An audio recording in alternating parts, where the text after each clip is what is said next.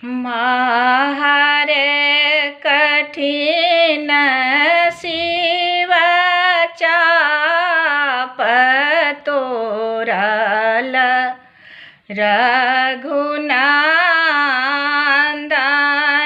हो राम। इहो धनुषा छल भारी सखी है देलनि शिव मिथिलेश। इहे रे धनुष साए पूरत मनोरथ मिट जत सकल कलेश तोरल रघुनंदन हो राम। एक दिन अचरज भेल सखी है सिया लेल धनुषा उठाय।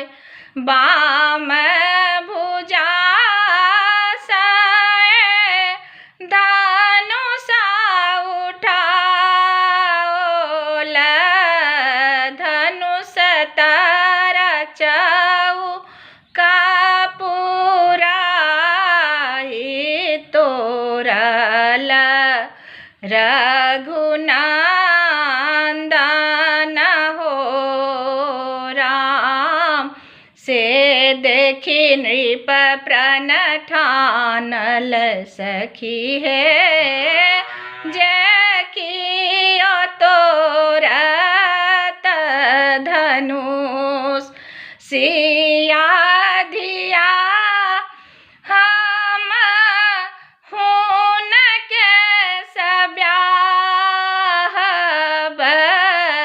सिया योग्य से हो रे पुरुष तोरल रघुनंदन हो राम।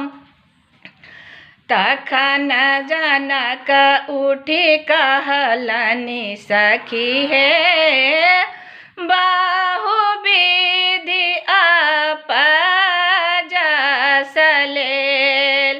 इहो हम जानिताऊँ वीर बिहुन छति नाही रचिताऊँ। इहो खेल तोरल रघुनंदन हो राम। गुरु आज्ञा पाई चलला सखी है धनुषा तोरल रघुनाथ। ले धनुषा नाही टूक के लानी देखी सिया भेली सनाथ तोरल रघुनंदन हो राम। महारे कठिन शिव चाप तोरल रघुनंदन हो राम।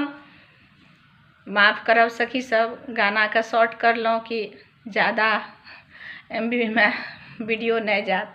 धन्यवाद।